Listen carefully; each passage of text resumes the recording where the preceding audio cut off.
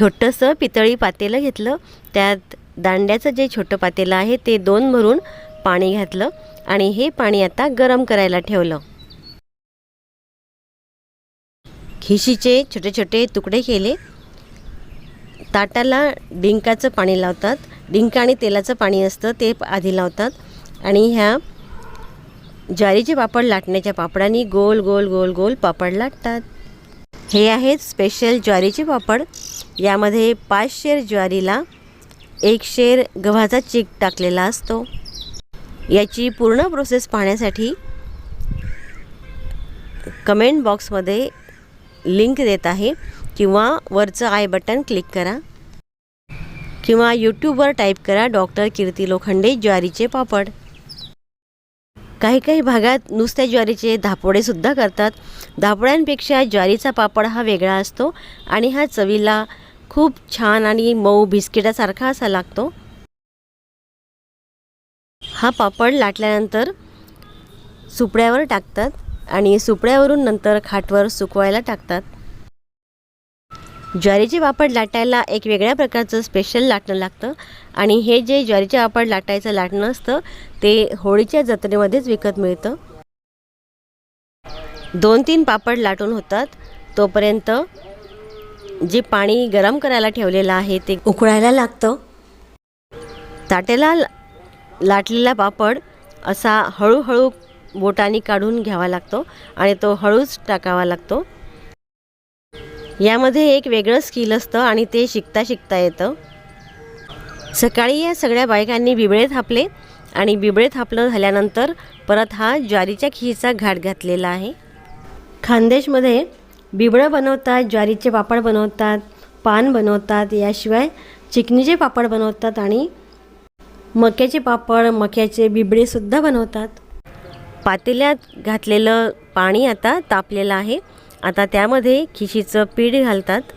बघा असं हे जे लाकडी दांडा आहे त्याला खोरणं म्हणतात आणि या खोरण्यानी खिशीचं पीठ एका बाजूनी घालून खूप घोटतात।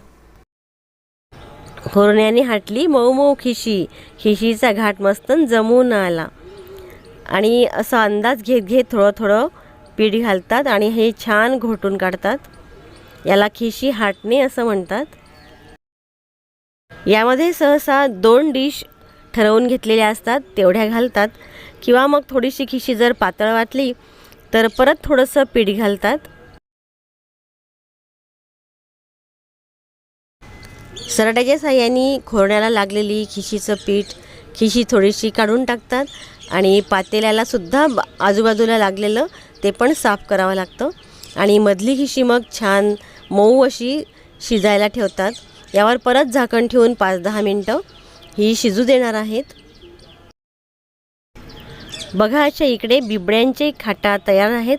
यावर बिबडे वाळत घातलेले आहेत आणि पलीकडच्या खाटांवर ज्वारीचे पापड वाळत घालणार आहेत। ज्वारीचा पापड वाळत घालताना हलक्या हाताने सुपड्यावरून काढून खाटवर वाळत घालतात। हे पापड सुकल्यानंतर एका फटवर हात धरतात आणि पूर्ण सुकू देतात।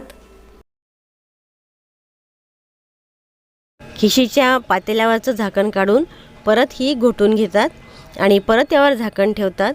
अशी ही पूर्णपणे शिजवून घेतली जाते।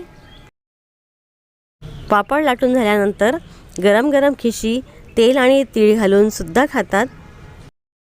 हिवाळा सरला उन्हाळा आला, पापड बिबड्याचा सीझन आला, पडजा करूबाई एकमेकीच्या ज्वारीचा पापड भन्नाट झाला, बिस्किटाहून भी भन्नाट झाला, खिशीचा पापड भन्नाट झाला।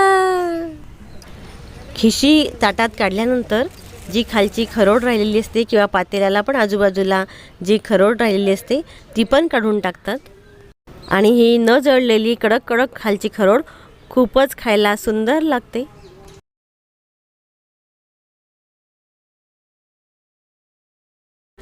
पांढरा शुभ्र जो पापड आहे तो ज्वारीचा पापड आहे, म्हणजेच खिशीचा पापड आहे।